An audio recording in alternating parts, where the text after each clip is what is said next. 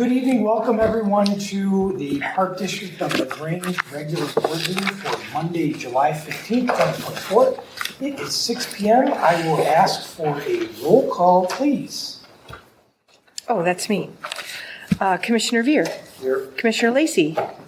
Here. Commissioner Posey. Commissioner Weber. Here. President Opid. Here. Just an announcement. Thanks for everyone that participated in the Unplugged Illinois events over the weekend. I know it was a good time to stay away from screens for a change, which is often hard to do in the current environments. Any additional changes to the agenda or announcements? No. All right. So why don't we proceed to agenda item 1.2, the appointment of recording secretary. Do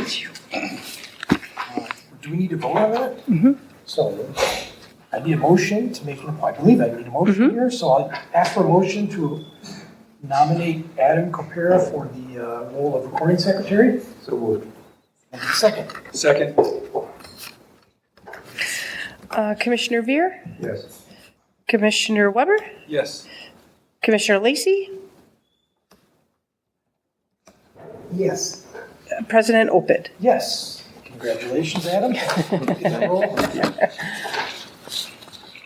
All right, let's move to section, agenda item 2.0, communications and presentations. Oh, one other announcement. For those of you, there is for the members of the public, we are discussing some of the plans tonight, and we usually have a projector in the room. Unfortunately, we don't have one here. Director Beckholt has some printouts if anybody needs that as a reference. I think they got copies. Oh, they're right here. So just want to make sure you're aware that that's available if anybody doesn't have it with them. All right, back to the regular agenda. 2.1, we will now seek any public comments. Just remember to limit your comments to 3 minutes. If you would like to make a comment, you're encouraged to state your name and address. And just make sure you speak loudly because unfortunately we don't have microphones this evening. So I will open the floor for anyone that would like to make a comment this evening. Is this the only time we get to speak? There's 2 points. So there's one now, and then we will kind of have the core of the discussions, and then we'll have a second public comment session at the end of the meeting. Fair enough. I can see what's going on. Okay. Any comments? Okay. Hearing no comments this evening, let's move to agenda item 2.2, 2024 Park Plan Proposal Updates. Patty King from White & Company will share some information, I believe. Yeah, I put it as a presentation so she didn't have to wait till we got all the way to old business. But if you do flip to the memo, page 82 in your packet, not that packet, sorry, you guys just have the drawings. But there's a memo that details the updated plans, everything that was added back in or taken back out. So we can run by them one by one quickly so everybody has an idea, unless you wanted to handle this differently. No. Okay. The community center, we added back in the pergola, and then there are no trees being removed and 5 shade trees being added, and 3 ornamental trees being added. So those were the changes there, and then all the other items remain the same. In Denning Park, the restrooms was added back into the plans, which will be a 2-stall restroom. Fencing was added to Willow Springs Road by the soccer field. And we increased the disc golf to 9 holes, and the pin locations all face the park, not residents' home. That was a concern. And then in that one, shade trees, there were 8 added with no trees being removed. And everything else would remain the same. For Elm Park, there were no changes to this plan.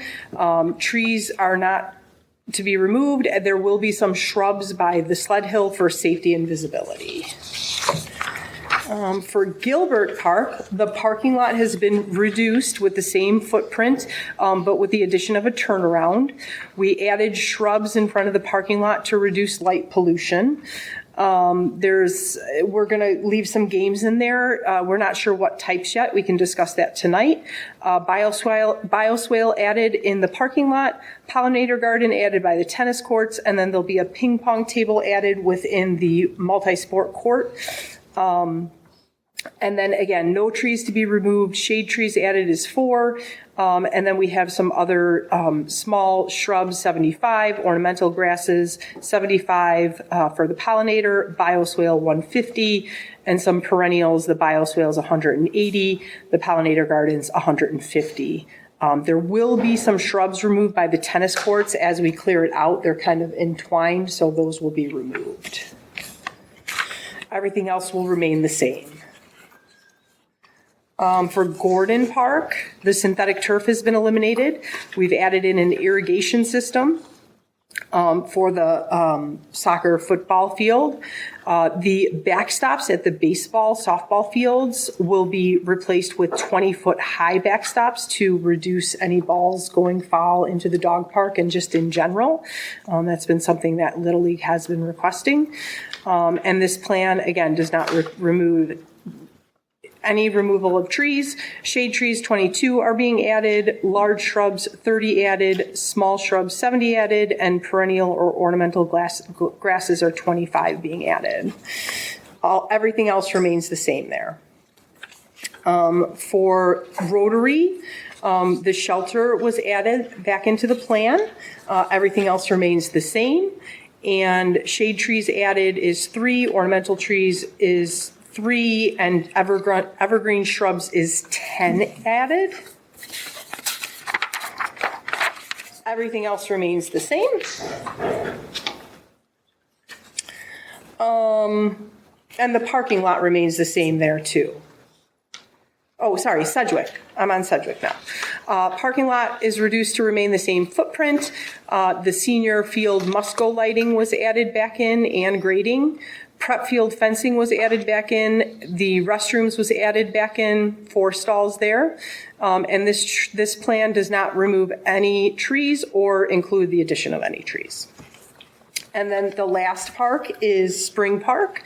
And here there was not many changes. We did increase the playground equipment, made it a little bit bigger. And this plan does not include any removing or addition of trees. It was requested at the last meeting we look at the amount of trees being removed versus added. So there's a net shade trees added of 42 and 6 ornamental trees. And at this time, there's no plan to remove any trees. We will not know with 100% certainty until we do the surveying. There may be an occasion where a tree may need to be removed, but the goal is to not remove it. And that's just if it's in the line of construction or... We'll make that call on a Right. Case-by-case basis. Being a landscape architect, I try very hard to save trees. I'm also a bit of a realist, and some trees just won't live or survive around construction activities, but we'll do everything we can.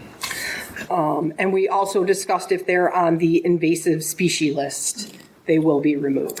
Right, like if we deer encounter trees any. are now on the invasive species list, so when we find those within our private limits, we do recommend that they be removed.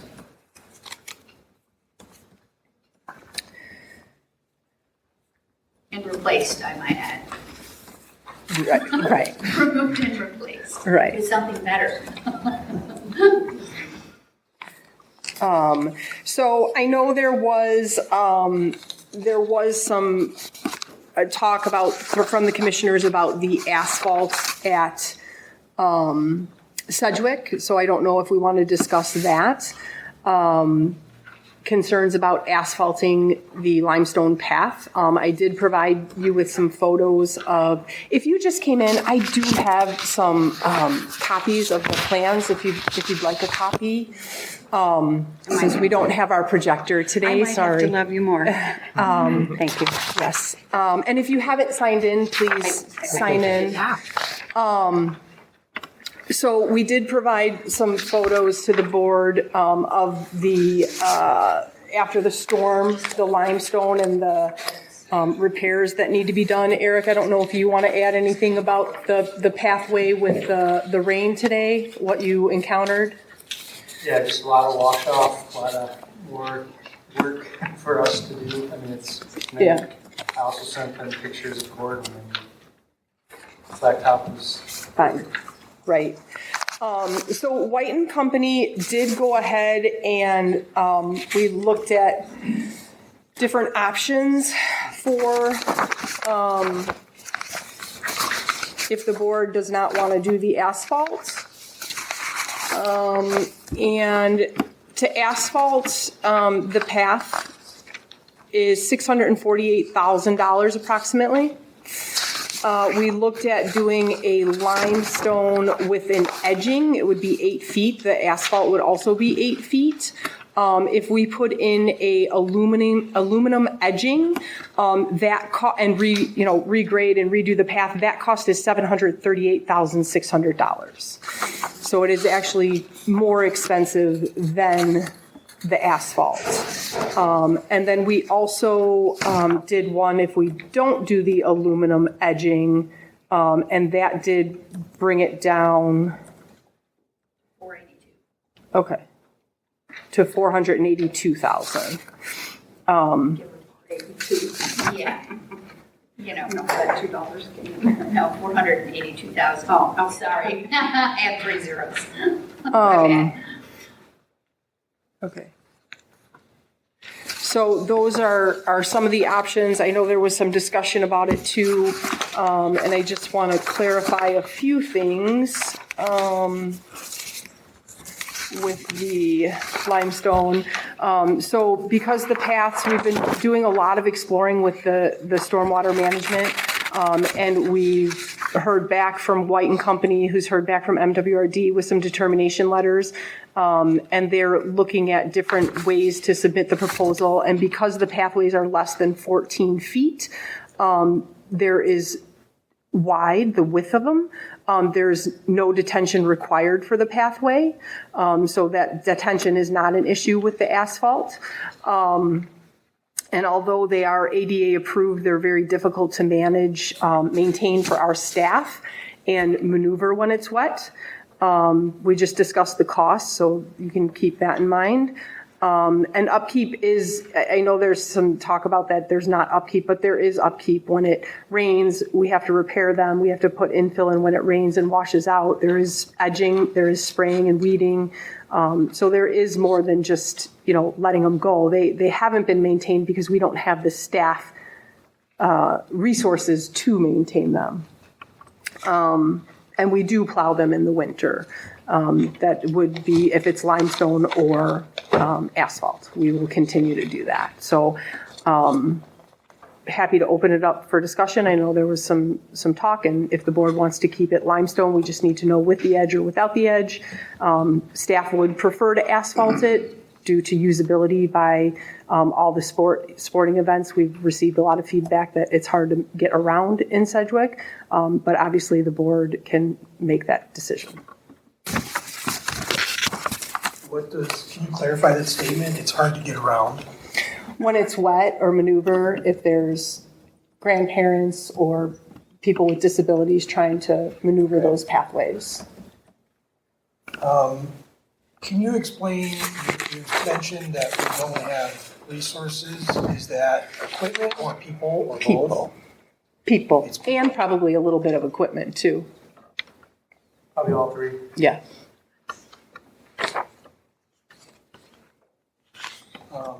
I did not, Patty, maybe this is a question for you. I didn't see any detention or retention identified on any of these drawings.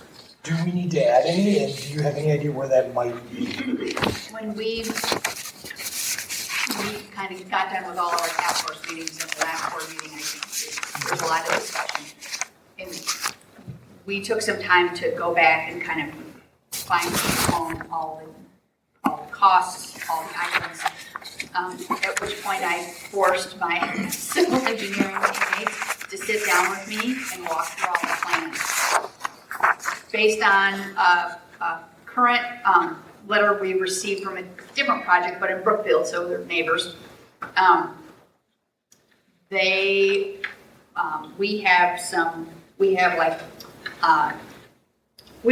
don't need it based on the improvements that we're gonna do, so it's very minimal. The pathways are not included. I know we talked long and hard about that early on, but after we'd gone through and looked at what we were planning on doing, really a lot of changes from Sedgwick. The parking lot, we're gonna replace, we're gonna resurface the existing parking lot. So part of those requirements are things go back in at the same elevation and the same footprint. Okay? So we understand that requirement. So we will accommodate that when we move into construction documentation. So we've updated the exhibit to illustrate that that's in fact what we're doing. So we've made some conscious choices, not only from feedback we've received from you in the community, but also to help minimize some of those extra costs that no one likes spending money on detention. So we've tried to manage all those things. There are some water quality items, line items in the cost estimates, which we have included, but those can be simple things like rain gardens, perennial gardens, things like that, that'll help absorb the water. So we're comfortable with our current estimates and the detail that we have in them. Okay, so what I'm hearing is we've mitigated any kind of significant need for earthworks or big holes in the ground for a pond? Yes, Okay, that is correct. thank you. Yes. I was going to say the only part where that is potentially an issue is at Gilbert Park with the 4 tennis courts that we're replacing with 3 and then a multi-sport court. We have a lot of layers of surface that have been applied to that tennis court right now. We would obviously prefer to remove that and drop it back down so we don't have an accessibility issue getting up into the courts. We will communicate with MWRD on that those layers were added as maintenance. We're fairly confident that they'll allow us just to remove that because we're replacing the tennis courts essentially in kind. So we're not making them bigger, it's the same footprint, it's kind of a weird little requirement. So we're hopeful that we can lower those like we're planning on. If not, we'll build it back up again and put it at the same elevation and we'll adjust the walks that come up to it so that it is in fact accessible. So, but we're comfortable sharing the plans and the cost at this point that we can manage that piece. Thank you. You're welcome.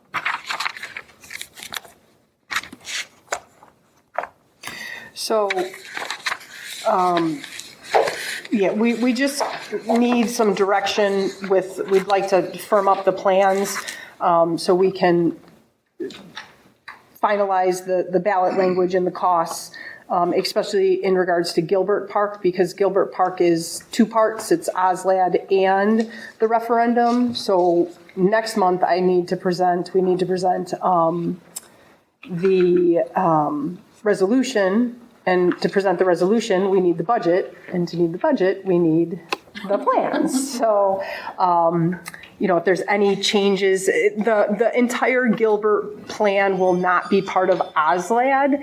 There will be a part sectioned off that says OSLAD, and then the rest of it will go on the referendum.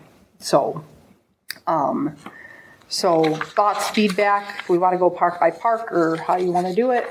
I have 2 questions. Sure. One is with Gilbert Park, where these multi-generational recreational game elements. Mm-hmm. So I didn't know that we had anything over there. I drove over there with my kids, and I was, I don't know, what is it? It's not useful area right now for any games, right? It used to be shuffleboard. Okay. And I think some hopscotch and different. Okay. Mm-hmm. So that's going to be updated to something new. Something new to be decided. And then at Sedgwick, the location of the bathrooms. Mm-hmm. I feel, well, obviously I'm there for Little League games all the time, but I feel like they'd be better closer to the Little League fields, or maybe even over by the volleyball courts and the Little League fields, because that's where a majority of the activity at that park is located. Sometimes soccer, but so I don't know if there's a way to consider moving those bathrooms where they're more accessible to the Little League fields? We were trying to keep them, there is a water source over there, along with trying to keep it centrally located for everyone. We're also tying into utilities that are near the building as well. So we're, again, trying to manage lengths of pipe and, you know. There's water over by the Little League fields. I know, but what if you're playing pickleball and you need to use the restroom? Now you have to walk all the way across the park. So we felt like having a more central location would serve the entire facility better. So we don't advantage, well, other than the senior field, we really don't advantage any one activity over another. Yeah. In terms of overall usage of this park, it is, I would say, predominantly that north end. Between the playground, between the soccer fields, the tennis courts, in terms of year-round activity. Yes. Okay. Thank you. Sure. So on the crushed limestone versus the pavement, I was a big advocate of the crushed limestone. Of all the people that I've talked to, I actually haven't had anybody that preferred the asphalt to the crushed limestone. I see a lot of runners there. They love the crushed limestone. It gets a lot of use even in the condition it is in today. And I can't remember the last time it's been officially maintained or filled in with a significant amount. It's got to be over 30 years, but the runners still use it in this condition. I think there's more runners than there is probably Little League players. There's more runners than pickleball players. And I think we should have a resource for them that they like to use. I think it's a good amenity for them. So I would like to see it to be the crushed limestone. I don't think we need the aluminum cider. I think you can do it for the $482,000 or whatever that was. You showed me some pictures of the condition it's in after the rain. I think if I went over to the Spring Park and looked at their condition, I think it would be a lot better.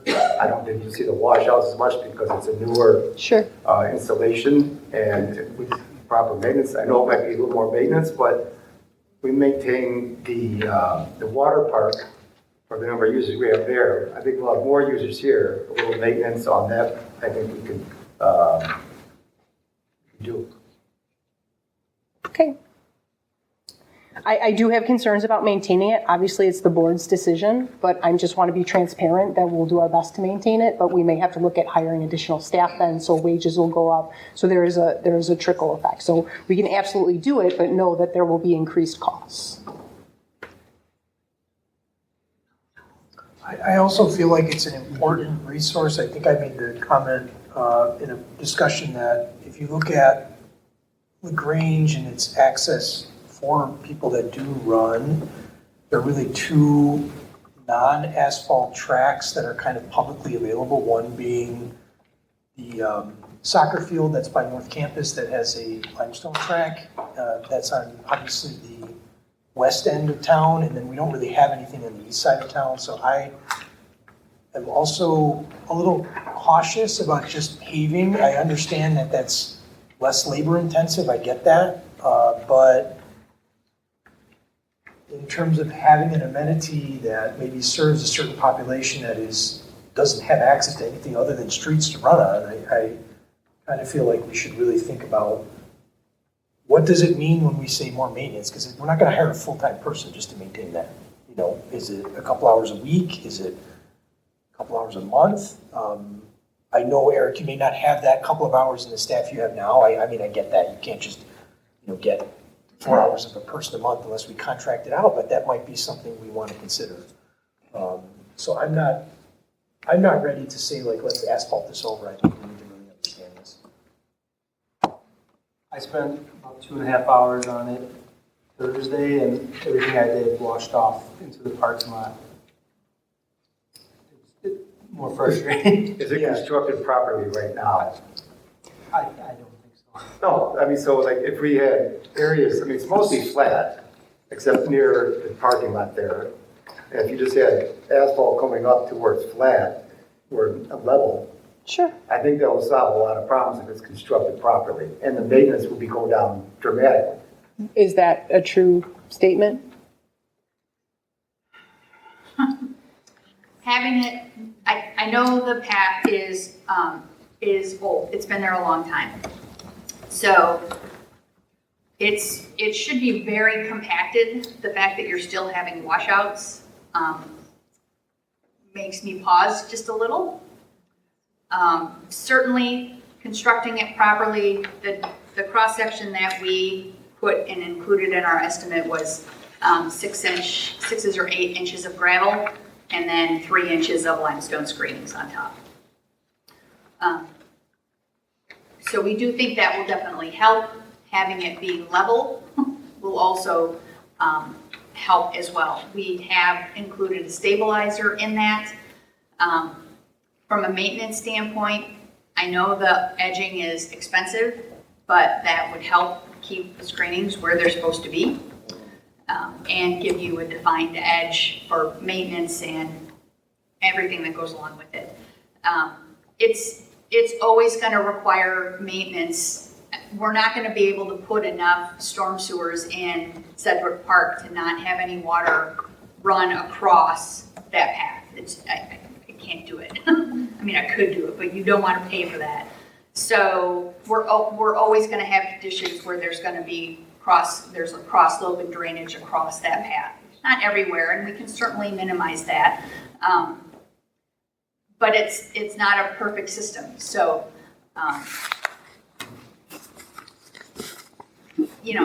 when we suggested the asphalt and made that recommendation, you consistently had in surveys that you've done with your community, certainly with going through COVID, everybody's looking for pathways and trails to walk on, being outside. There's a lot of moms and strollers. Pushing a stroller on a soggy limestone screening pathway is not really. What about a good limestone pathway versus a soggy? All I'm saying is asphalt doesn't have that problem, right? Running on asphalt is worse for the person who's running. Better than concrete though. And a lot of the cross-country runners run on turf. They run on good grass. So.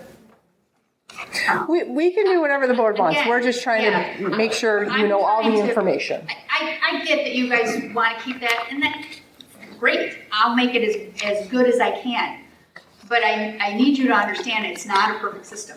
So it does require maintenance, and I believe, Jenny, and the rest of your staff that you're going to have to figure out a way to deal with that financially, whether it's by hiring a contractor to help, getting some part-time staff, however you decide to manage that, that's got to be part of that equation long-term. That's all. Yep. How does asphalt go over time with all this water running through it? I mean, does it buckle, and does that have to be maintained at some point? I mean, yes, asphalt obviously wears out.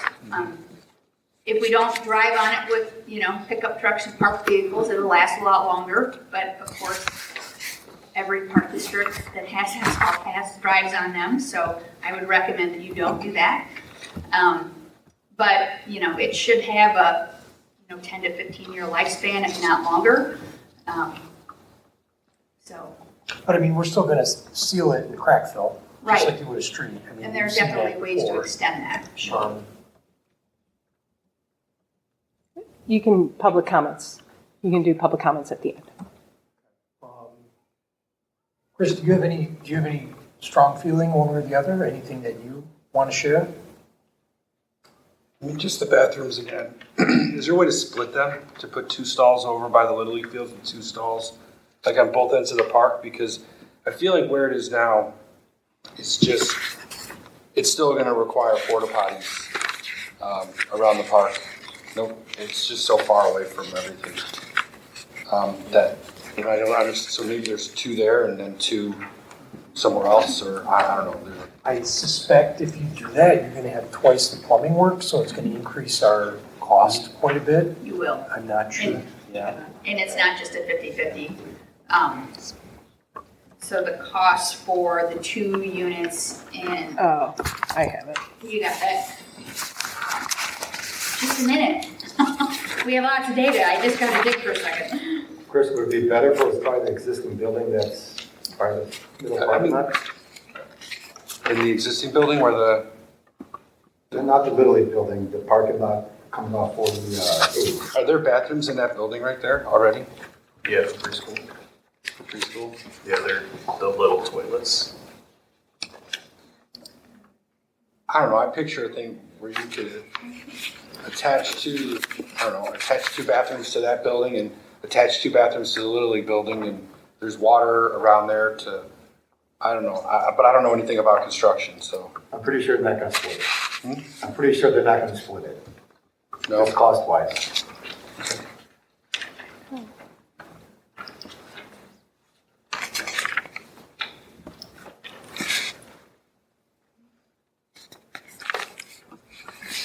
I was wondering, like, to your point, there's the, It's all Dave spread Booth out. little trailer there by the, you probably can't see it, but behind the rec building there, there's a little trailer. I just wondered if that might be closer to your little in that area. That's going away soon, right? Yes, yes. We hope so.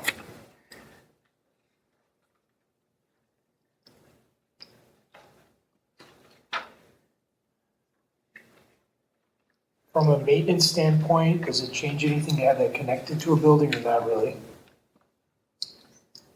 We would actually recommend Yeah. not attaching it to the building in Sedgwick.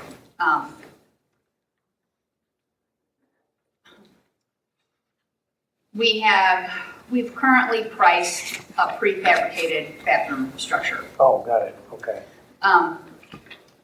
So the work that we're gonna also be doing at the building in Sedgwick makes that more functional, but it still is daycare related. Mhm. And architecturally, they're not gonna match. I mean, we can get close, but it's, it would cause you more trouble than it's worth. Okay. So it can be near that building, but we don't want it attached. And maybe I phrased that wrong because in terms of attached, I guess my question is even if it's near, does that save any maintenance efforts or make it more efficient for you to clean the bathrooms, or it has no impact at all? Would be under Kevin, so, no, I mean, again, It would not matter. yeah, No the change, okay. goal is to keep them centrally located for the entire park, the entire 22-acre park, not just have them by one of the amenities, with the exception of it being centrally located.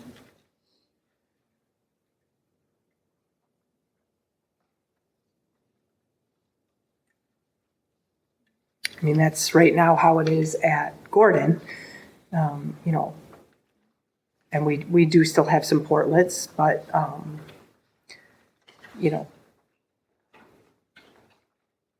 if we put them over by Little League, we'll still have to have portlets then. Yeah, I mean, you have either a super long walk for Little League families or parents with not a lot of trail to get there. They have to go all the way around everything, and it's really not that great of a walk for pickleball players either. It's a little better. In the park, it's really nice to park for those families. So, I don't have anything to add on that right now, but Well, again, we do need to firm up these plans, and the location would make a difference, yes? We would update the cost to make sure Yeah. that we've got plumbing and sanitary sewer connections and that covered. So, Right. How far are the sewers from where it is right now? we're tying into storm and sanitary, adjacent to the daycare building in Sedgwick. So, The daycare, that's where it is. yeah. I mean, to me, it makes sense. I know we want to do something special for Little League, but I do understand why you'd want to put it in the center of the park. So to make an argument that we put it right by the baseball fields is a little tough to swallow because, Chris, if we say it's far for the pickleball players today, it's just as far for the baseball kids. And I do know that court, the tennis courts as they are today, have people on them all the time. All the time, every time I go by there in the summer. I understand there's probably larger crowds at baseball, I get that. But I guess, when I look at it now, everybody except for the senior field has about the same walk.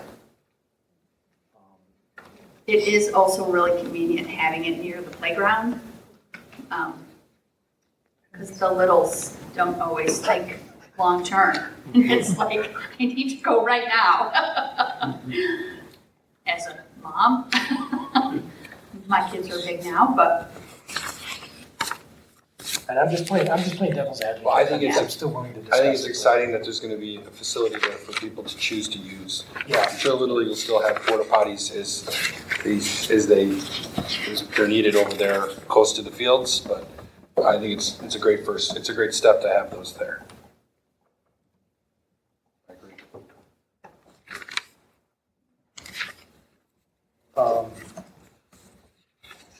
Can I talk about one other part? Sure. I'll only talk about things that I was concerned about. The other thing that I'm concerned about, I had a lot of reflection after the last meeting and what we talked about in terms of community priorities and what we've heard from our community residents. And the one that I'm still having trouble with, and I'm going to be unpopular for saying this, but I'm having a little hard time with the dog park. And the reason is not because I don't like dogs. The reason is at one point in time, we had a very local group that was interested in the dog park, and quite frankly, from the survey results we saw last time, it did not seem to be a priority. So I'm having a hard time understanding if that's really something that residents want or not. And secondly, if it's not something that residents are really driving towards and we're losing an entire field that could be used for organized sports, I think that's something we should weigh as a board and really understand if that's the right direction. And I can be swayed either way on that. I'm just kind of bringing it up because I was uncomfortable after last month's board meeting. I just want to raise that.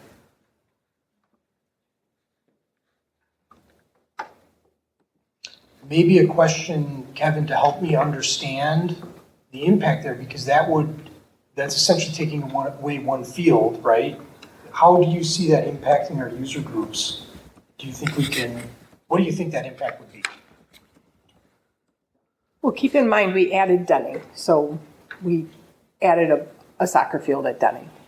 So That's true. You are swapping out. It's just a matter of, I want to say this northeast field is a 9v9. I think you're right. And then the new one at Denning would be a 7v7. So in terms of what's going on holistically in surrounding communities, the soccer groups are losing 9v9 across the board because of different arrangements and agreements with other entities that these other municipalities are entering into. And then once Eric and I are able to get a solid restoration plan in order scheduled out 3 to 5 years, that's more fields that they're going to lose year over year as we rest. So it does have a significant impact.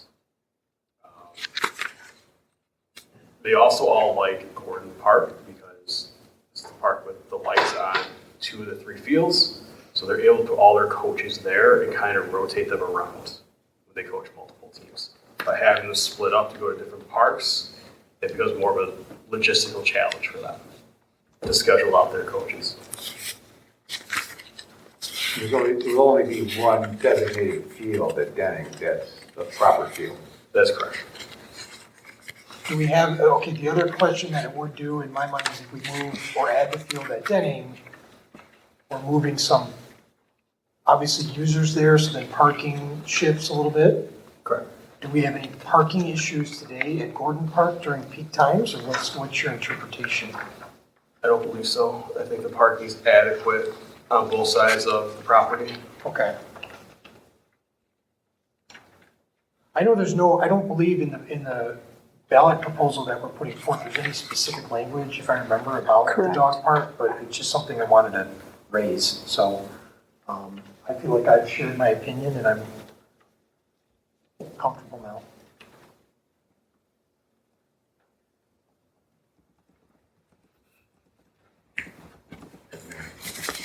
Dog park. I think it's okay if it is. I'd let you like the field, but we have had the dog advocates come in. I can advance that to them. I might have. I want to be clear, I'm not saying I'm against it. I'm not saying I'm against it. I'm definitely not against it. I'm just trying to judge what's the priority for the community, right? And I want to make sure whatever we're investing in for the future is really representative of what our residents want. And if there is a strong showing for that, then I'm happy to And the support polls, it. what was the polls like on the survey for dog, I think it was like 41%.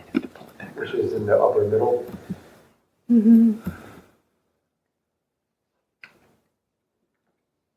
I think there were two surveys. One, it was upper middle, and then the other one, it was, if I remember correctly, it was more towards the bottom. The other good thing is it's all ages. You know, for a dog park, it's, Yeah, sure, you sure. know, the elderly as well, so that's Yeah, kind of nice. yeah. Again, I'm not against it. I'm just asking what's the priority. I'm saying 99 at Denning, just so you know. Yeah. Not On 70. this drawing, Yeah. it says 99. Thank you. What's 99? That for You're Denning. saying it's 7 by It's- 7. Oh, it's 99? 7 at Denny, but your drawing says 9 by 9 Okay, versus 9. thank you. You might be right, this might be wrong, I don't know. That's good. So you like dogs? Thank you.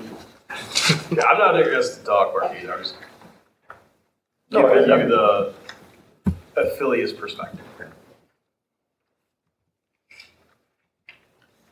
All right, we have another section on the agenda for this later on. Are there any other additional discussion points from the board members on the plan at this point?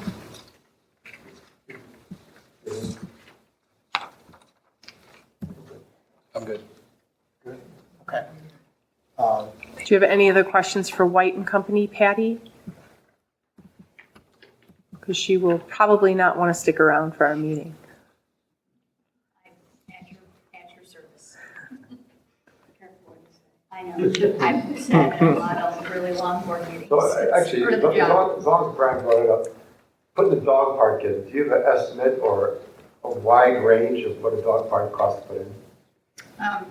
I do, that's the only one I didn't print out, I don't know why I don't have Denning with me. Denning or Gordon? Gordon's the dog park. Gordon dog park.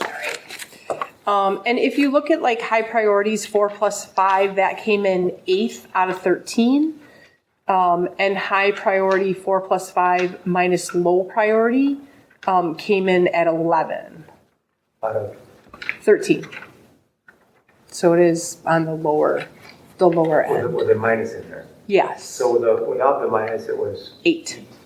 okay.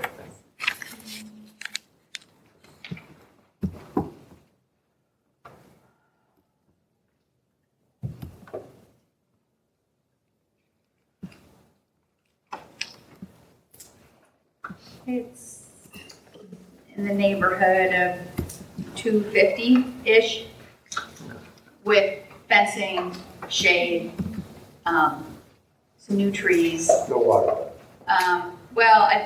We do currently have a drinking fountain in the price, but we can eliminate that if we want to. Okay. Um, I thought that was taken out, I didn't know.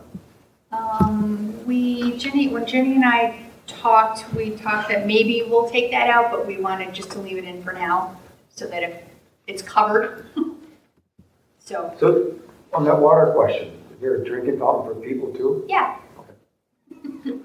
There's just an extra dog bowl at Yeah, the I bottom. know. It's really for the Well, humans. that'll be good for the baseball players. It will, it's right next to the baseball Yeah, fields, so they can use it too. Yeah. Yeah. Everyone can use it, it's a full service. So the The 4 plus 5 for the dog park was 34%.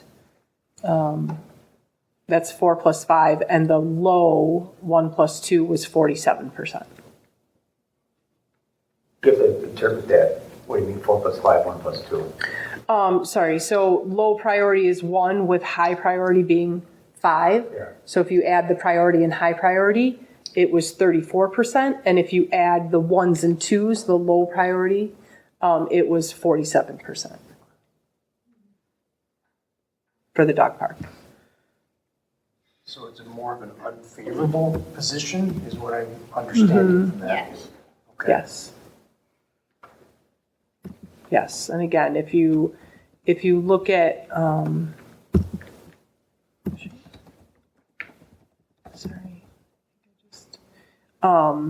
like if you look at the 4s and 5s, the like 4s and 5s together, it was the multi-sport basketball and tennis courts was number 1. The shade and ornamental trees was number 2. Park building infrastructure number 3. Pickleball courts number 4. Pathways number 5, band shell 6, parking 7, dog park 8, updated playgrounds 9, natural grass soccer field 10, turf field 11, updated volleyball courts 12, and disc golf course was 13. That's based on high priority. Mm-hmm. Any further questions for Patty? Because we will need to make some decisions, get some consensus on the updated drawings. So. Okay. Thanks, Patty. All right, thank you. Of course. All right, let's move to agenda item 3.1, approval, or actually 3.0, the consent agenda. I'll ask for a motion to approve the minutes of the regular board meeting dated June 10th, 2024, approval of the financial reports dated June 30th, 2024, and approval of the consolidated vouchers for July dated July 15th, 2024. So moved. Commissioner Weber? Yep. Commissioner Veer? Commissioner Veer? Yes. Commissioner Lacey? Yes. President Opeth? Yes. Let's move to staff reports. We'll start with Director Bechtold's report. Okay, so this. Okay, so first I just want to remind everybody, July is Parks and Rec Month, so get out in those parks and recreate. We do have an event. Sorry, Kevin, I'm probably stealing your thunder. On Tuesday at Denning Park, there's a s'mores night, so that'll be going on. Parks and Rec Month is a time that's dedicated to highlighting the importance of parks and green space and recreational opportunities in the community. So we're excited to have some different activities this month. In your packets, you will see Wyola. There were, just past my report, there were 9 drawings. There's 3 from Burke, there's 3 from Landscape Structures, and there's 3 from Little Tykes.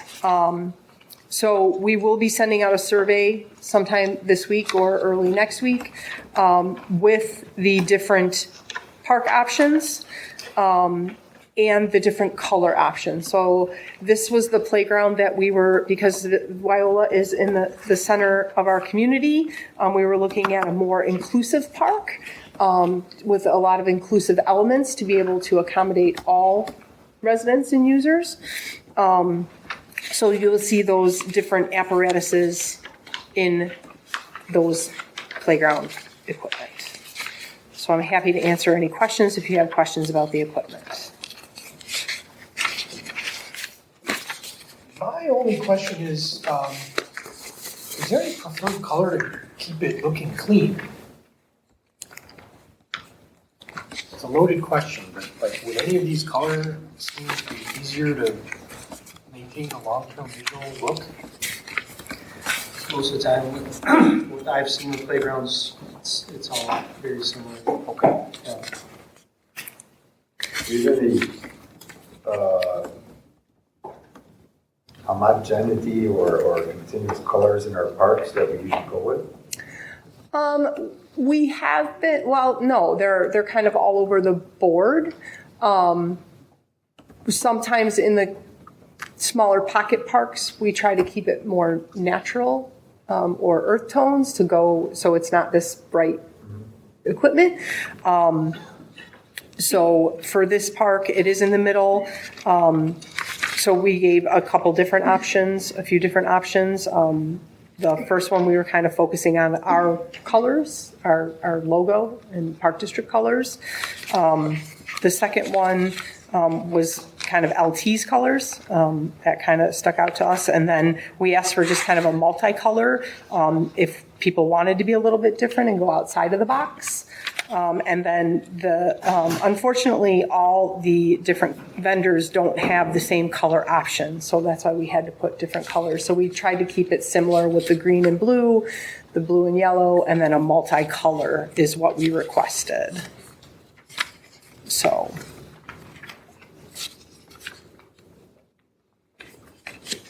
So we will be putting out this survey to the community, pending any feedback from the board, but we'd like to get it out soon so we can start making the determination for the ASLED project.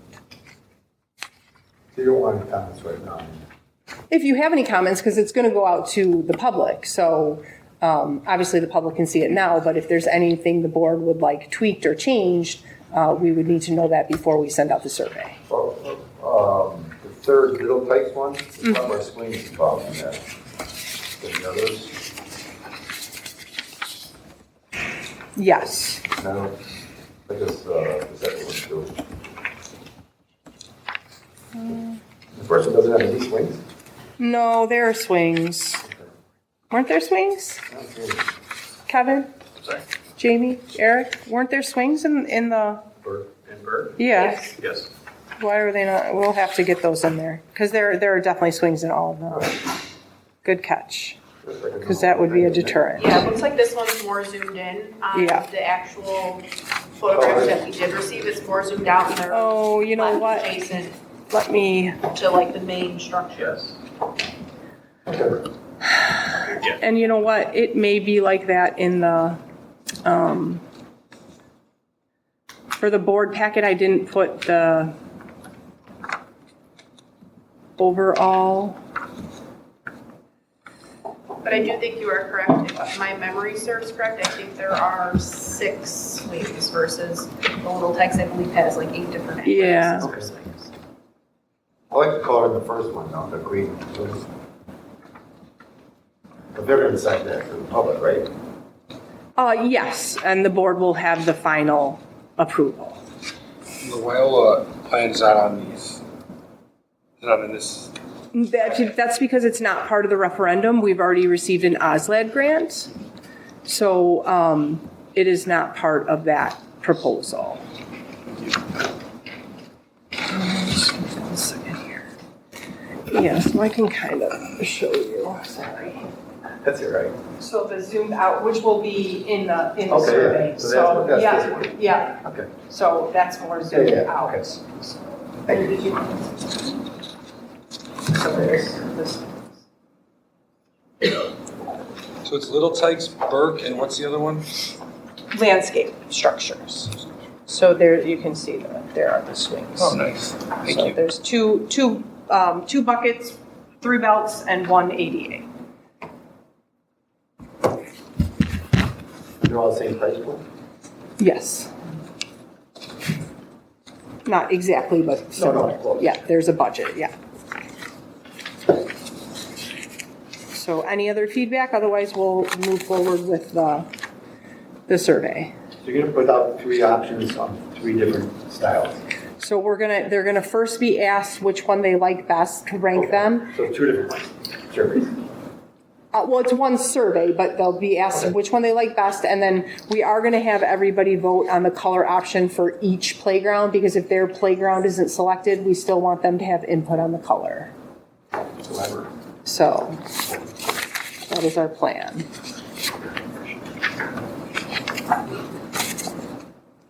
Okay. Okay, so if there's no questions there, the only other thing I wanted to remind the board is that we will be, starting in August, we'll be moving into our annual bond rollover process.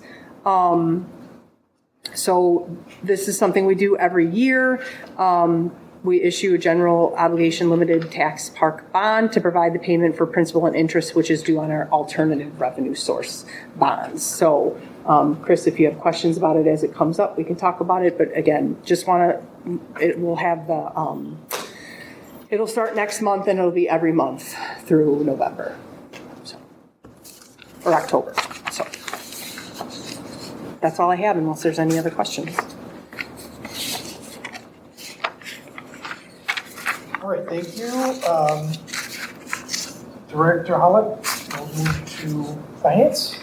So I wanted to inform the board that Lauterbach and Amon, our auditors, had finished their on-site portion of the audit.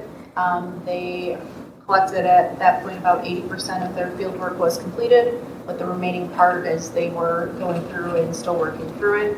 I did have contact with our main point of contact, our auditor, on Friday. They are beginning the writing phase of it today.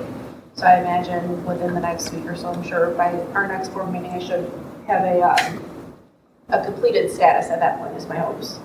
I've also worked with Kevin as Director of Recreation, kind of talked through a little pain point with our travel basketball, our travel sports, as far as making sure that we as a district are getting, payments for those families that do need assistance.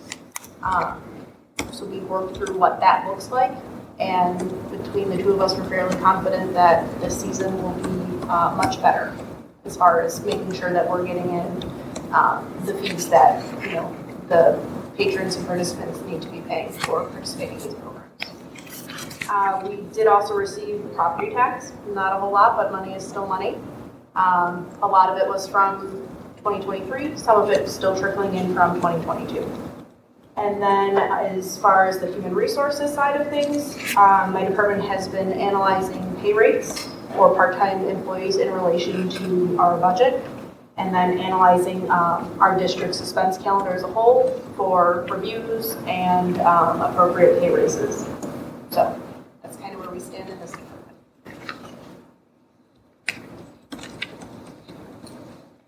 Any questions from the commissioners? All right, thank you. Seeing no further questions, we'll move to Director Miller regarding recreation. So we're wrapping up summer season, shockingly, went by quick. We have 2 more weeks of camp left after this week. We are wrapping up session 2 of classes, starting session 3 for those that have it. So with that comes getting ready for fall, so we're working towards getting base school year situated, preschool, our basketball season. The fall brochure, we're in the editing process of that. That will be online next week. Registration opens up to the public for residents on August 7th and non-residents on August 14th. Country Jam plans are in the works. We're really at this point just soliciting quotes and making final decisions on things like generators, porta potties, dumpsters from those vendors. We have Trailer Park Twisters booked as our opening bands from 2 to 3:30, and then Wildfire as our headliner from 5 to 8 p.m. For the August 10th event at Gordon Park, that goes from 2 to 8 p.m. Like Jenny mentioned earlier, we do have our bonfire and s'mores night tomorrow from 6 to 7:30 at Denning. We have about 85 registered participants for that event. And then in terms of facilities, so we did complete 2 of our capital, 1.5 of our capital plans. So the camera systems are installed at the rec center. That's 100% done. We are still working on a couple of things at Gilbert Park with those. And then 3 of the doors in the capital plan have been updated. So the 2 south doors at the rec center off the new parking lot, and then this door right here off the playgrounds has been updated. Contractor will be out this week to look at the indoor playground doors. We'll assess those, and that would be the last doors to get replaced within that plan. On the video surveillance, is that for all buildings, or what's the kind of rule of thumb? The recreation center and the Gordon Park building because of the splash pad. Oh, got it, all right. Is that something we would ever, if we do put in public restrooms, would we want to extend any of that to deter vandalism? The plans currently have cameras at those buildings. Yes, so we started with the Recreation Center and Gordon Park replacement because that is where they currently were, but we will work eventually on expanding to other areas within the district as budget allows. Sure.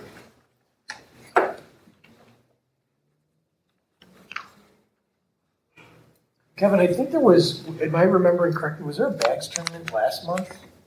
It was scheduled to be this past Saturday as part of Unplugged Illinois Day. Did that happen? Or No, we only had 2 teams registered. Oh, really? Okay.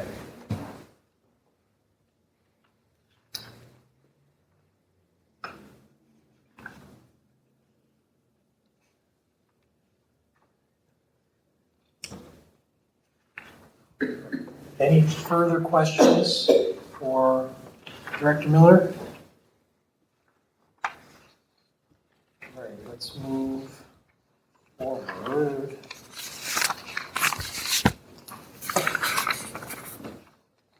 All right, Director Kruger speaking on parks and maintenance. As Kevin mentioned, there's some programming that has ended with the spring-summer soccer season. So there's been an effort to repair some of the damage from those from that season. As you can tell, I put 2 pictures up. Just kind of wanted to show some things that are happening. The one on the left, I know me and Kevin talked about updating the goals. This is what happens if you don't have goals with no wheels on it. The soil right there will get damaged. And then also on the right, just to see how much damage happens during the season with no irrigation. That was Wyola Park on the right. That's just one season of soccer. I also had the overseer out and I hit all the soccer fields. So with the rain lately, it's going to definitely help with improving some of the soccer playing surfaces for the fall. Baseball and softball continue to get monitored daily. We do have a new staff member, full-time employees doing a great job, kind of helped with improving some of those things as the weather changes. The district trees and new plantings we continue to monitor after the cicada emergence. Thankfully, everything seems to be doing well, which is good to know. And then I also wanted to put some pictures up where we're trying to improve different things throughout the parks, and I ordered new tops for the cans. I actually got 16 of them, and that's as a minor thing, but it helps us keep all the garbage in the cans and the critters, and it's really been doing a great job, plus it looks great. But yeah, that's the report for parks. Cool.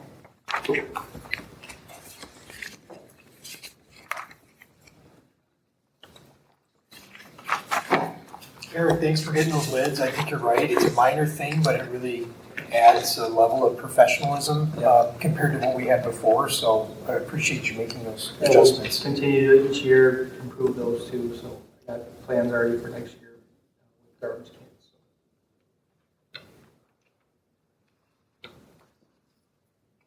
Any additional questions? All right, let's move forward to agenda item 5.0. Are there any updates or attorney reports this evening? I do not have an engineering report this evening, thank you. Okay. Treasury report, any updates there? Nothing at this time. Okay. Let's move to action items. We have a discussion and or approval of the facilities license agreement with the Catholic Bishop of Chicago, St. Francis Xavier, related to the BASE program. Jenny, would you like to introduce that? Sure. So this agreement hasn't been changing except for the fee. We don't have the agreement at this time. We have the term sheet, so we put that in there.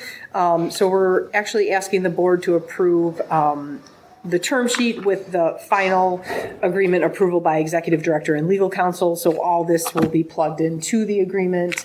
And then I know that there's been some discussion about the fee. I think when I first started, it was $200 a month. So it's been going up every month.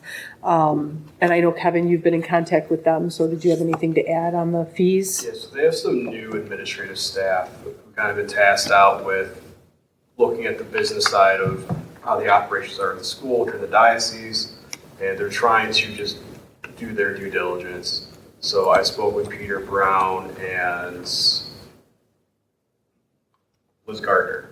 So Peter Brown he oversees SFX on the business side. Liz Gardner is their real estate representative for the Archdiocese. So they kind of set the fees. I had a conversation with Peter a couple months back. He had wanted to know what the district was making off the program. Just because they want to look at increasing fees going forward. So spoke with Liz last week at the Archdiocese. They had upped it $50 to $300 this year, and then they are looking to increase it again next year. But we will actually start those conversations in November, so it better aligns with our budget process. So we have all that figured out in time for registration in February. So this year, the only changes are going to be the fee was increased from $250 to $300, and the Park District requested increased notice from SFX to the district when temporary relocation is required. Correct. And that date was originally September 1st. We requested August 15th.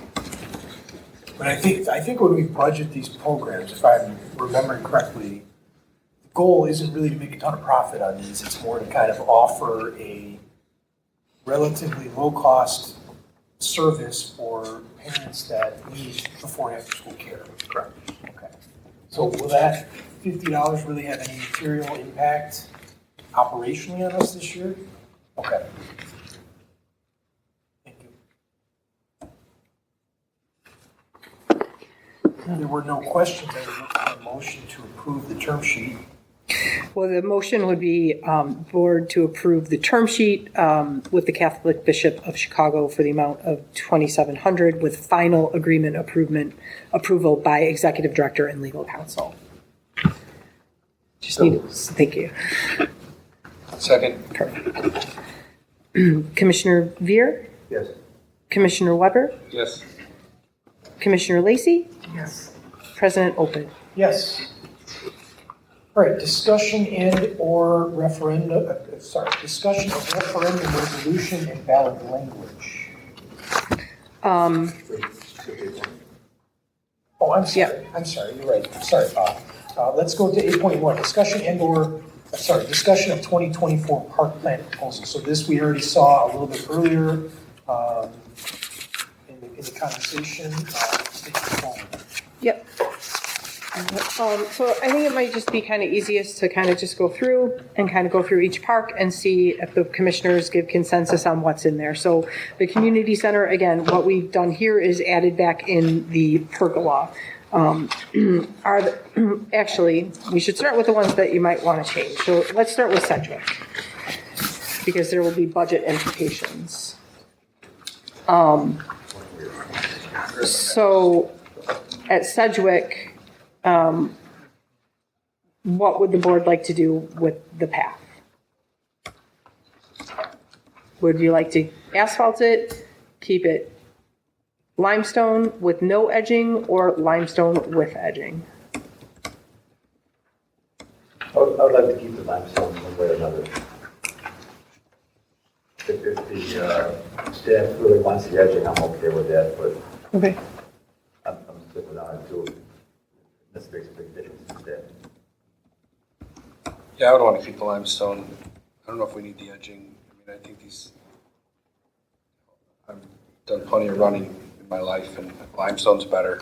Okay. I think it lasts. I think it's going to last a long time. I worry about even in 10 years the asphalt. They break apart, they buckle. So, kind of leaning towards I'm more fan of the limestone. Okay. Commissioner Opeth? I like the limestone, I have to say. Okay. Okay, so we will adjust that. Were there any other changes to Sedgwick that you'd like to see? I mean, I've already said I'd like to see if we can split the bathrooms up, but I'll stand down on that. Would it help to be just a little bit close, like near the building for you? Yeah, I mean, closer to this building would be better, I think. Kind of where the basketball, like just south of the building there. So, yeah. I mean, I'd be closer like that, but you have to be careful of the trees around there. Yeah, South. yeah. I was thinking maybe on the east, but where would be best for economics to put it at, as far as the plumbing and such? Yeah, I mean, either way, it's a good bonus that we have somewhere we can tell parents where they need to go if they don't want to use a porta potty. So. You would like the portable? I don't know. It doesn't bother me, but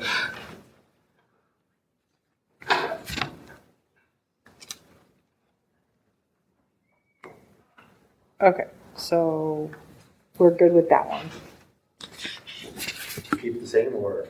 Well, I can talk to White about keeping the cost similar and trying to move it a little bit while keeping it centrally located and see what, we need to see what's there. I just don't think if we move it 50 feet, it's gonna make much of a difference, Yeah. I mean, maybe I'm wrong, but to your point, Chris, I think if we move it on the other side of the field there, I'm forgetting the name, the junior, what's the mid-level field? Sorry, the prep field, maybe that makes a difference, but.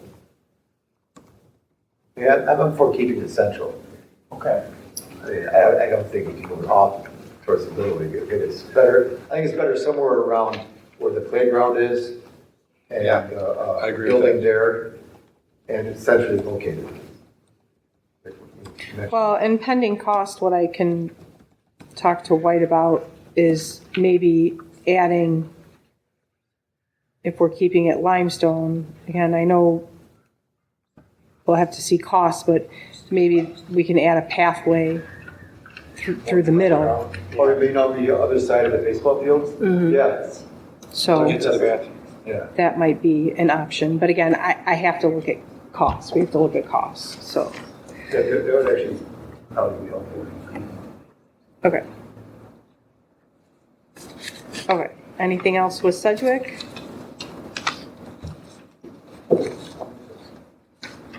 Okay.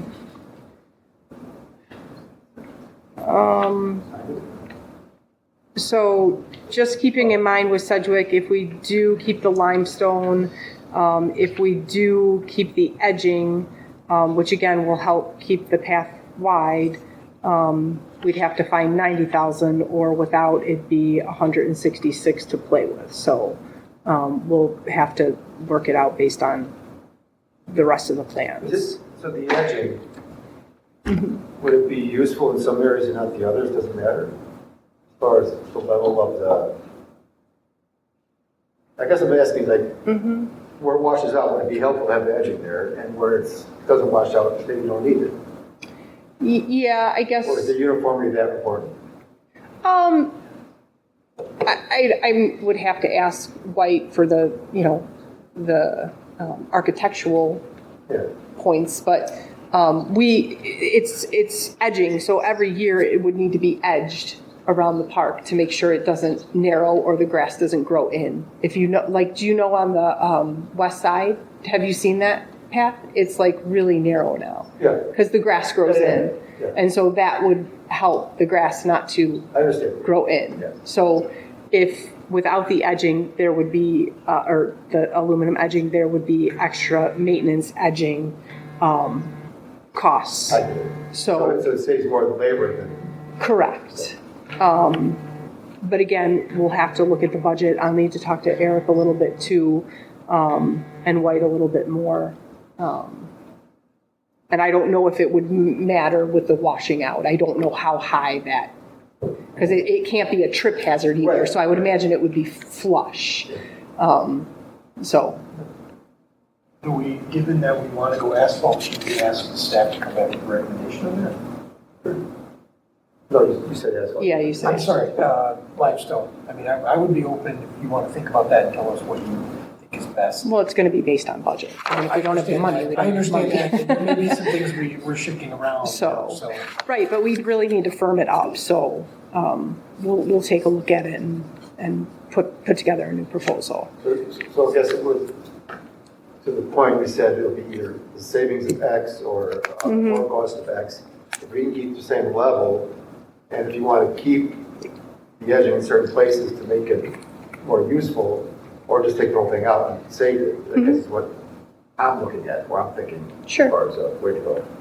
Okay. Does that sound similar to what your thoughts are, or? Yeah, I just don't feel like the edging itself is a strategic decision, so I'm really looking for the staff to give some guidance there. I understand we have a budget topic, we need to hit a budget, but I don't know that it's worth a ton of discussion. You know, without knowing, unless there's a recommendation strong one or the other.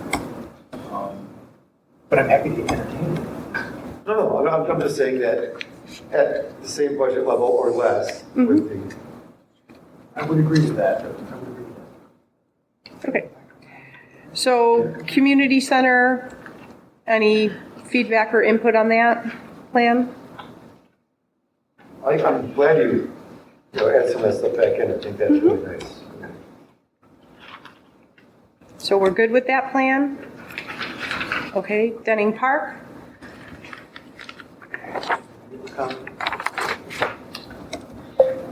No, I'm fine with that. Chris, Denning, good? Everything's good. Okay. Then we have Elm. Elm didn't change, so that one should be good. Gilbert, there was significant changes there, so any feedback on that park, or are we good to move forward there? So you did it, but you did add the shuffleboard. It's right now we have it as multi-generational recreational game element. So that will be. Oh.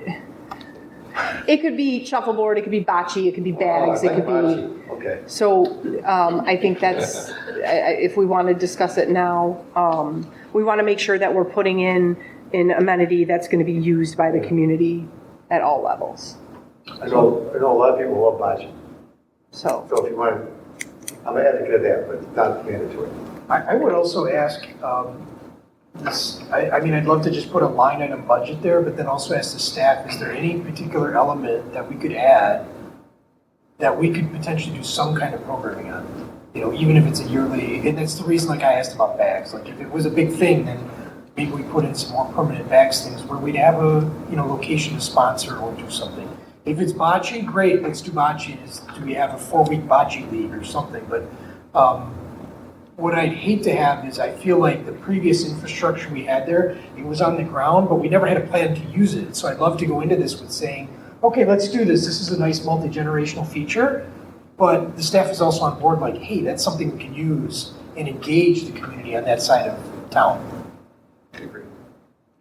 So we'd have to do some more research and surveying of the neighborhood, see what they would like by having it listed as just a multi-generational. We're not locked into a certain element for X number of years.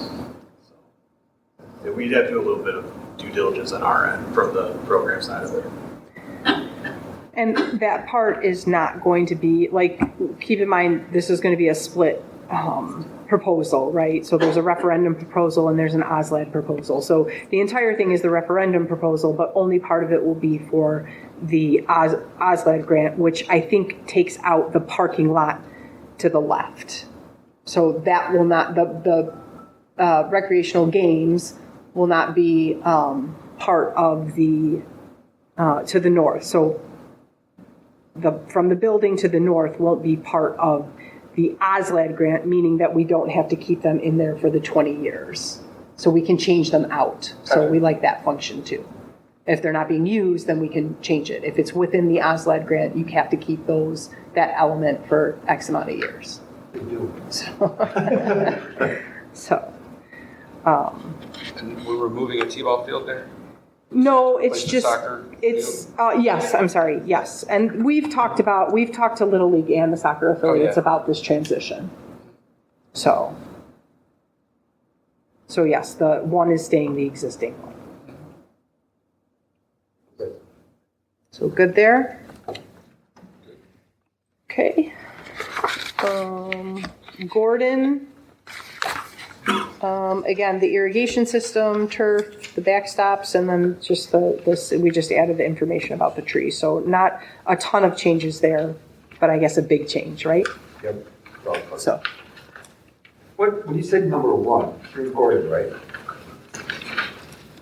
Are you in Gordon right now? uh-huh. Yeah. Number one, replace pollinated gardens with turf, and you mean like grass? Yes, Thank you. yes.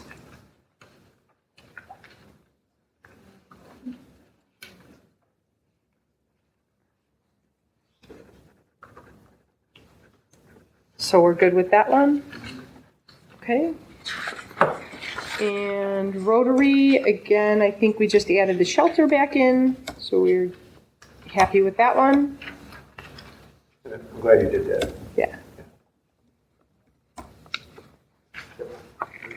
Okay, and then Sedgwick, we'll do the changes that we talked about, limestone with or without edging, and possibly add that pathway in. And possibly look at moving the restrooms, but keeping them centrally located. And then the last one is Spring. And Spring, we did increase the amount of play equipment, so that is the only change there. So if we're good with that, we'll rework the plans and the budget. And that will be the 2024 park plan proposal. Thank you. So just a reminder that next month we'll have the then ballot language, or the actual referendum resolution at the August 12th board meeting. And then following the park plans is that ballot. So now we're on 8.2, discussion of the referendum resolution and ballot language. So we had Chapman and Cutler redo the ballot form just to state general language. So we do have the flexibility to change other items if we want. So not putting specific in. So I just need consensus from the board if you'd like to do the Park District ballot form, which has the amount listed first, or the Debt Reform Act, which has the amount listed second. Chapman and Cutler said both are used. They did the resolution currently with the Debt Reform Act ballot, but they can change it with the amount second.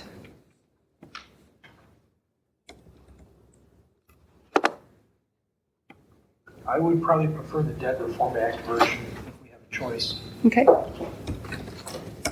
I do too. Yeah. North of the page. It's 93. I see it. I was looking for it. Sorry.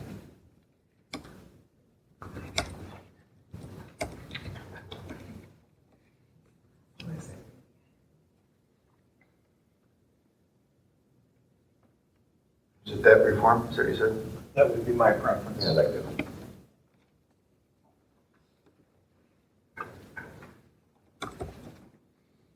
So the consensus is the Debt Reform Act ballot form, excuse me.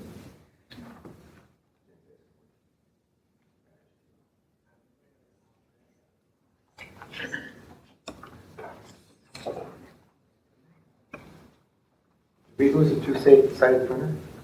What's that? Did we lose a two-sided printer? Didn't we always have two-sided? Yeah, so yeah, we'll get it two-sided next. I was out with COVID, and Adam did it his first time. So yeah, so it was his first time doing it. So and the stapler didn't work He's either. still here? You did a great job at it. So yeah, we will get that double-sided next time, and it'll be stapled too. So The staple doesn't work, but I don't know how you got it in. A lot of willpower. So, It was hard to get out. I had to tear the envelope. So give consensus on that. Yeah, Okay, it sounds like we have a perfect. consensus on then that. we will move forward with that. And that's, All right, don't believe there's any new business this evening, so we'll move to committee reports. 9.1, any updates from the administrative committee? Parks and Facilities Committee, there's no updates. Recreation Cultural Programming Committee, I'm going to look to you, Chris. I have no updates on that. Great. All right, we're now at 10.0. This is the second opportunity for public comments this evening. So again, I'd like to invite our guests, if you'd like to make a comment, please state your name and address. And if you'd like to hear anything you'd like to share. Yeah, I have a few things to talk about. if you could state your My name is John Kudo. Thank you. I live at 718 East Avenue. I live right by Sedwick Park. And I came here very unprepared today because I didn't know what you were talking about. But I don't know how many times you people go to that park. I can tell you, I go there every day. Bob can vouch for me. So I see what happens at that park. And before you guys can put any kind of walkway there, you're going to have to do an infrastructure on the south side of that park to get the water from running down the handicapped access ramps.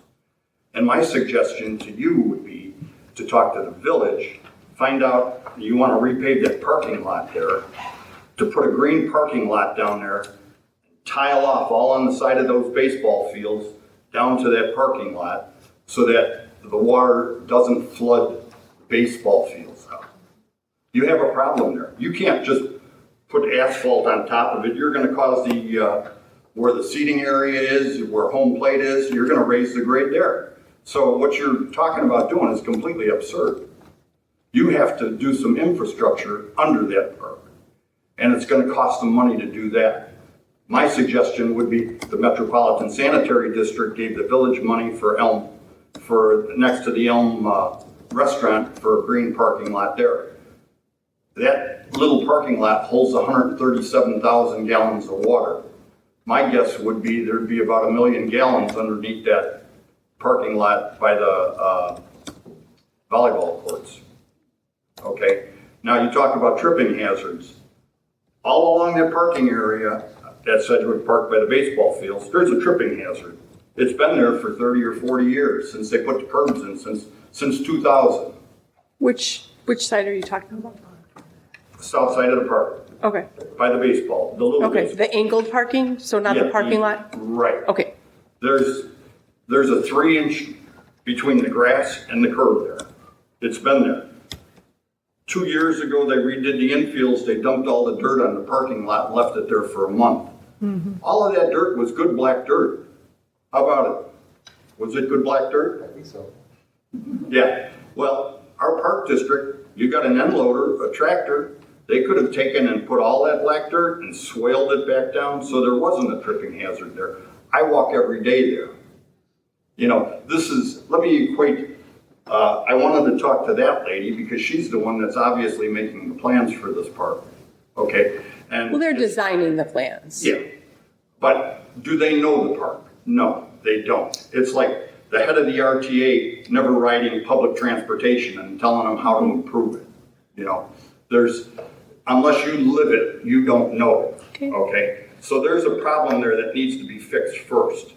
And I think there's money out there to do that green parking lot, permeable pavers down there, and you could drain that whole south side so that it doesn't flood.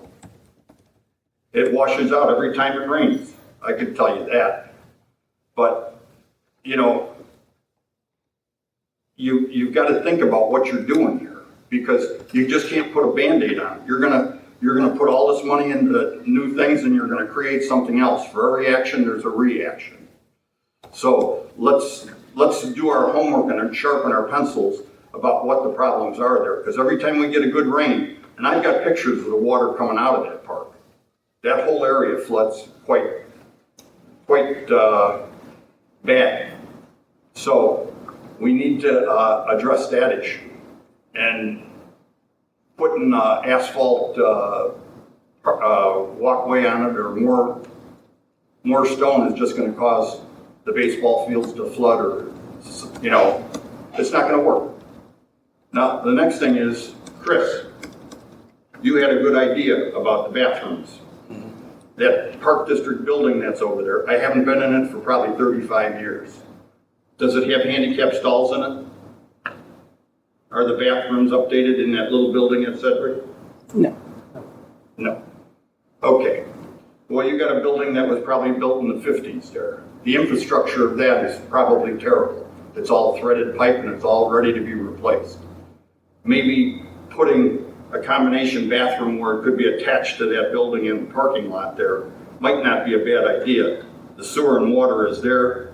Those bathrooms need to be updated for ADA and everything else, I'm sure. That could be made to be a useful building. Plus you could put the bathrooms that you want for the rest of the park to the outside and have it blocked off where the building doesn't have to be open all day. It's not a bad idea. And the thing that I came here for was what I spoke to you about the last time. And it was about our fertilizers and herbicides. Okay, I talked with Eric a week ago, 2 weeks ago, and I walked through the park and I couldn't help but notice the brown rings around the trees. Herbicide was spread. And then they herbicide sometimes along the parkway, the pathways. Okay, no signs. Okay, I talked to Eric about it. He said, well, Claudia said she put signs out and kids took them. So I think we need, and it needs to come from the top here, if we're going to put herbicides down, we have to keep a logbook when we put it down and where we put it. We need to take a picture of the signs when we put them down. And if we spot herbicide and we do a tree here, a tree there, and a tree there, put a sign at each tree.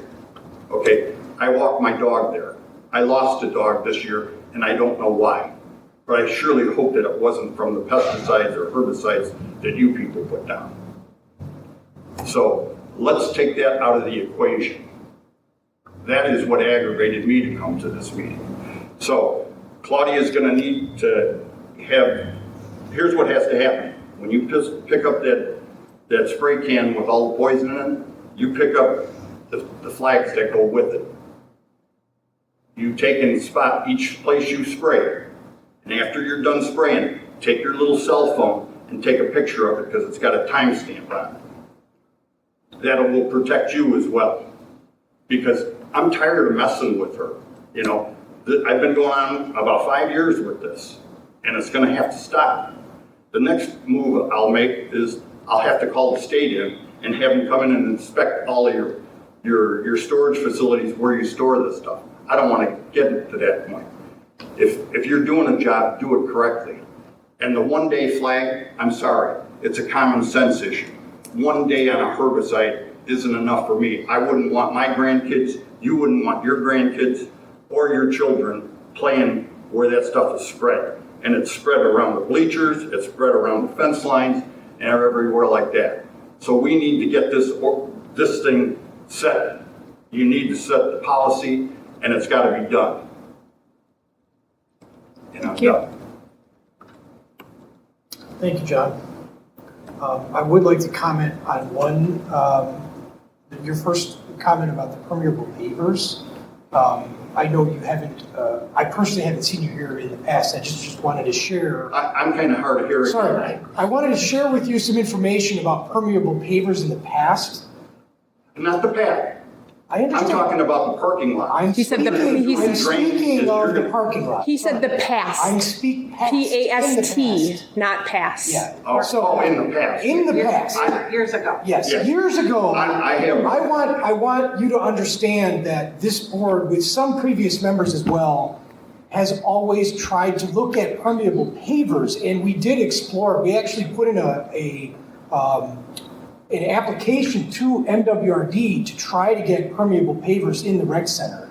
So the board itself has looked at that, and if there is an opportunity in the future, and it makes sense, we're doing a project where we control the land, and we could apply for money or funding from MWRD, I would be in favor of doing that. So just know that we have done that in the past. Unfortunately, we were rejected in the last grant application that we placed with MWRD. So I just want to share that so you know. Yeah, but, you know, this village has an extreme flooding issue problem, okay? And I know they've talked to you people about taking land at Sedwick, okay? That happens to be in my backyard. And I read articles on federal studies about these vaults that they want to put in, and if they want to put it in underneath the parking lot, they're never maintained. They contain pathogens. I don't want that in my backyard. They're vented. They have to be vented in order to let the water in and let the water out, you know. And now you people talk with the people in the village, and they're going to dump all the water from Brainerd Avenue all the way down by my house. I don't think that's fair. That's going to bring my property values down. Who wants to live next to a cesspool? You know, so I want you people to think about that when the village comes to you and asks you about that property. That maybe the residents around that area don't want it because they're not being very transparent about what's going on. Just like they want to put that soccer field in over by North Campus because it floods one corner. One corner, Elm and Sunset. You know, it would be cheaper for them to buy that lady's house for $2 million and tell her to go move someplace else in town than to put in a $9 million vault with a soccer field on top of it. When you start doing the arithmetic, there's other alternatives to it. The Grange Park has put in green intersections at 3 intersections off of Commonwealth. I went and looked at them. I called the people from the village over there and talked with them, and they're working out pretty good. You know, why are we going to spend $9 million to fix a project that is flooded since 1920, since it was subdivided? So, you know, we have to take care of our infrastructure over there, and there's only one way to do it. And you're going to have to straighten that out before you really think about fixing a pad. Okay, thank you, John. Additional comments? So I, like John, have got. If you might name and address. Oh, yeah, Becky Lorenzen from Grange. So the flooding doesn't personally affect me, but I've been going to the village of Grange board meetings for a long time, and it's an agenda item that always comes up, as John knows. So I was just surprised that there was nothing in terms of retention ponds or any other way of managing the water that could be incorporated in the plans for the park. Because I know one of the areas, I think Wyola Park might mediate. I don't really know the area that well, but a lot of water comes from the country club down by Spring Avenue there, as I understand it. So I don't know if there's a way you guys could have a conversation with the village to find out if there's any way you could work together to perhaps mediate some of the flooding in the plan.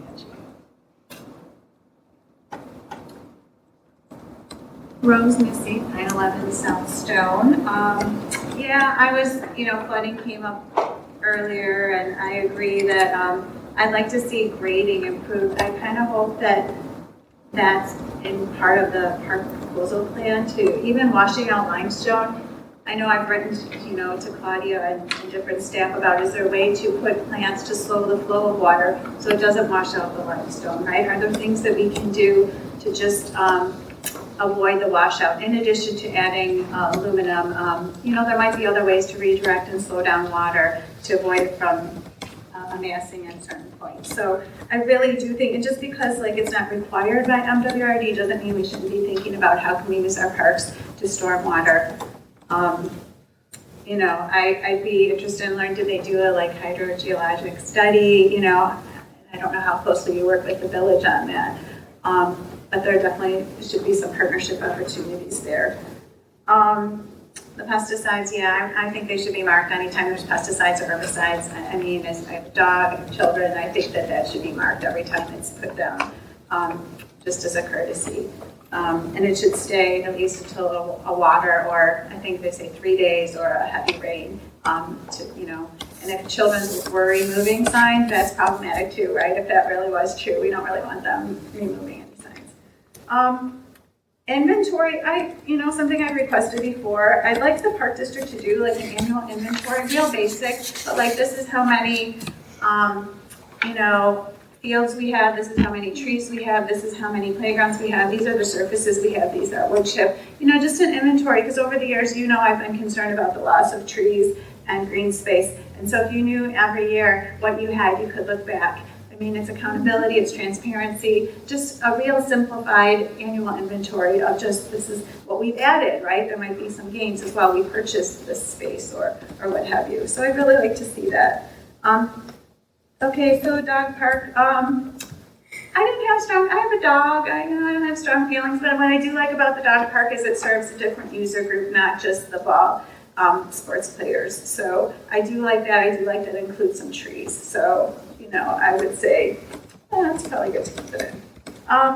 Color of the playground equipment. I like keeping it natural, especially for the neighborhood parks, natural colors. What are the surfaces? Are they all going to be rubber surface instead of chips? Like, what is the plan in the park proposal? That was in the memo. Sorry, is it okay if I answer? Yeah, please. So Wyola is pour and play, but the rest are staying, everything else is staying the wood chips. Okay, I kind of like that, except for the ADA accessibility is kind of the downside, right? But I like that it absorbs water and truly has some benefits there. The country jam, this is the first year, but zero waste opportunities, maybe partnerships with Go Green, the Grange, the League of Women Voters, even the EQC might be interested. I've done things at events to recycle, but if there's not like a commitment from the organization hosting the event, then it doesn't really work for me personally as a volunteer, because then I'm just like swimming uphill, or swimming upstream, thank you. But going forward, let's think about how we can maybe, incorporate zero waste. One last thing about garbage cans, just a little interesting, and planting seeds, right? I've seen, so recycling is a little bit of a problem with single stream and all the garbage that gets in recycling. I've seen garbage cans that say like, no aluminum cans or plastic bottles. Maybe a way of kind of, getting around it would be to put on your garbage cans, like, hey, think twice about throwing this away. Maybe you can recycle it either at a unique recycling receptacle at the park or take it home. Like there might be some kind of messaging we can do to just reduce waste that way. It's a simple thing. And thank you so much for listening and protecting some of the green spaces in the park. I really, really appreciate it. And I think that residents for many generations will benefit from that. Thank you. So for the inventory, correct me if I'm wrong, but we have a tree inventory. We do. I'm not Our sure when the website. last time it's updated, but it's supposed to be. It's updated. Annually, right? It's updated It's online. live.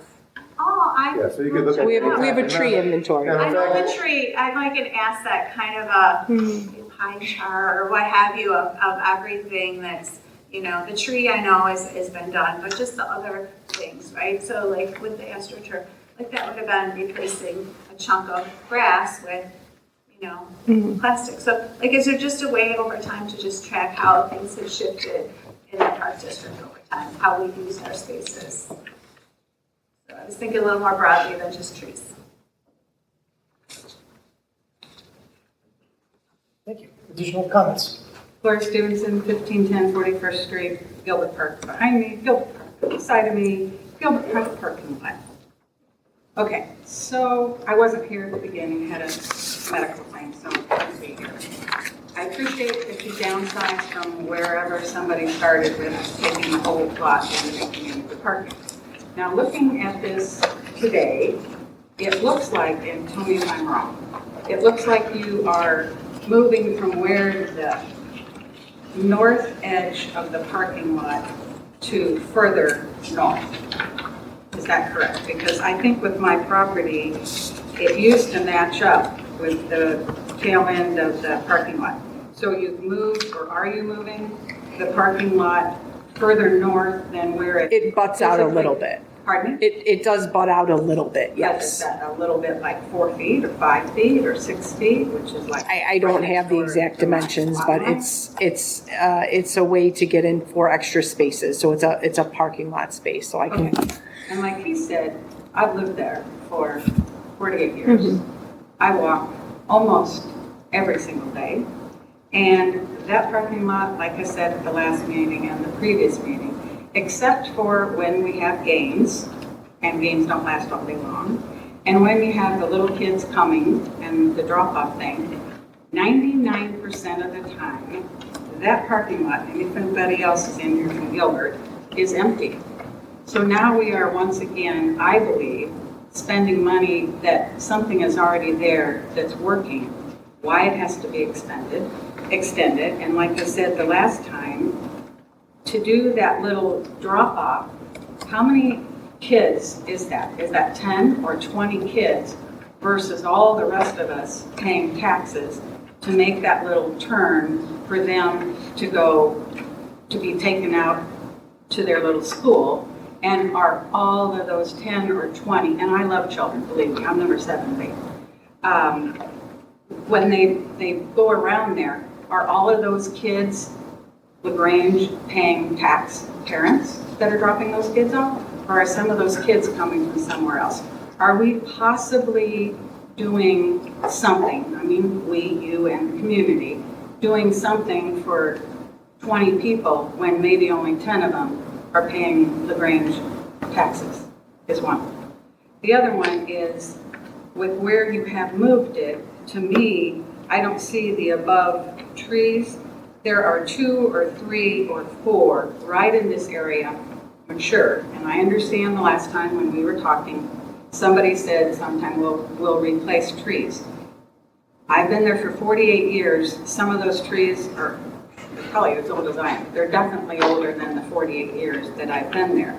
If you take down any of those trees to move this little park 2 feet, 4 feet further, you're never going to replace the beauty of the size of that tree, let alone what that tree does for all of us, for the environment.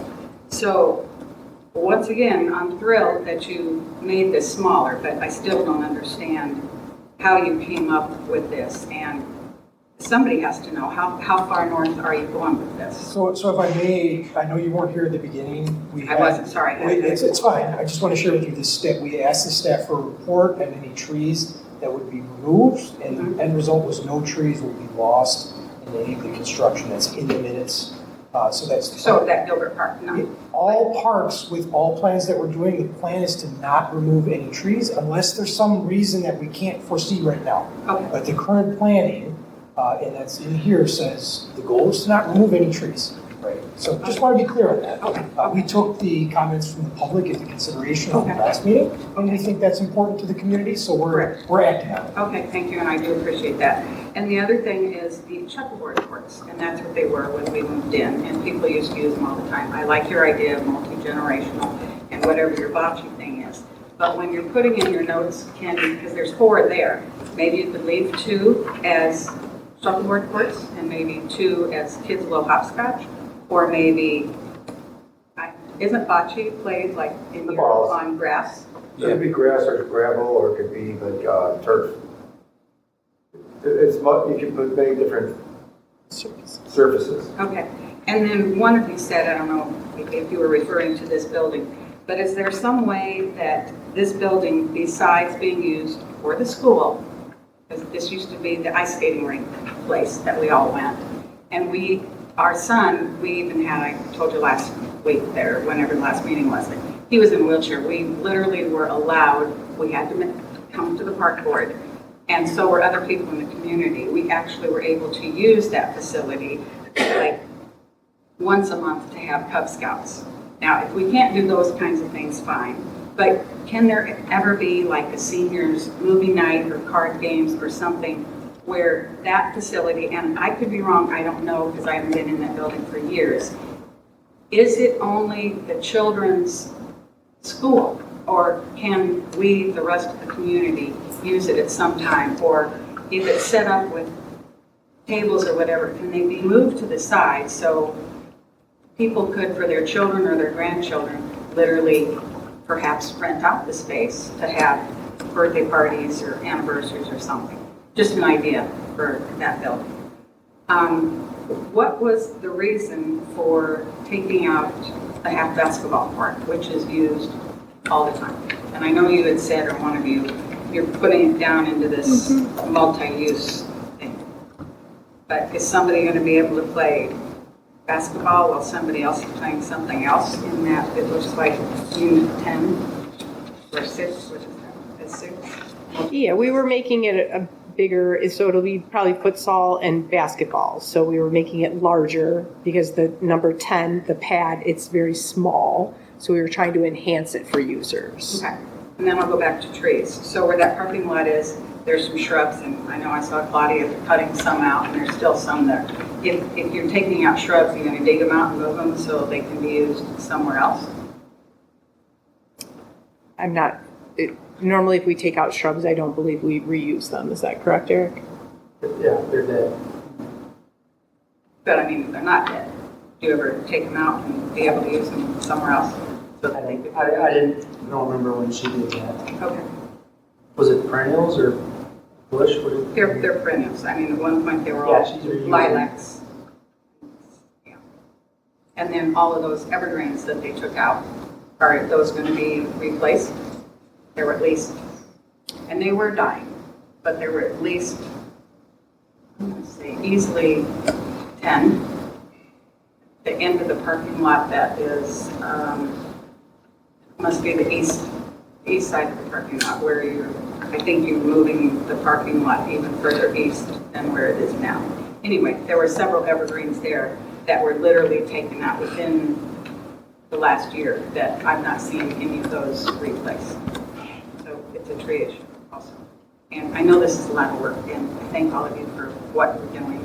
I kind of like the idea, and I don't know, maybe the next time we do a referendum, could there be a questionnaire or surveys out to we, especially those of us living around the parks, or everybody, because we have people come into that park that don't just live there, that come and walk every day, to see what the needs are, perhaps before doing the giant referendum. Well, we did do our comprehensive master plan in 2022 that was approved that did include a community-wide survey. And then again, we did another survey with this. So we have been surveying the community. Sure. Please. Excuse me, Linda Christensen, 131 South Edgewood. And I too would like to mostly reiterate what has been said by the lady here about being grateful that the parking lot has not extended any further. And again, that I too walk there often and very infrequently see that lot filled. In fact, I can't remember ever having seen the existing parking lot filled. So again, if you were by chance to rethink this issue, I think to keep the parking area as it is now would be a very good choice. But I'm very appreciative to learn that no trees are at risk here, because some of them are big, lawn trees. I'd like to see those go. But again, thank you for all the work that you've all done. I know that it's taken a lot of time to come up with these plans, and I appreciate all the work and time that you put in. Thank you. Additional comments?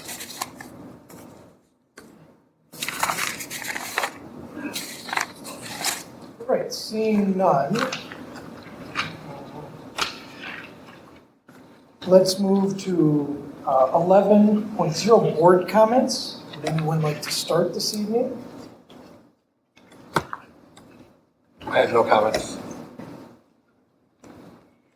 First of all, I would like to say thank you. I'm glad to be back. I've been gone for 7 months.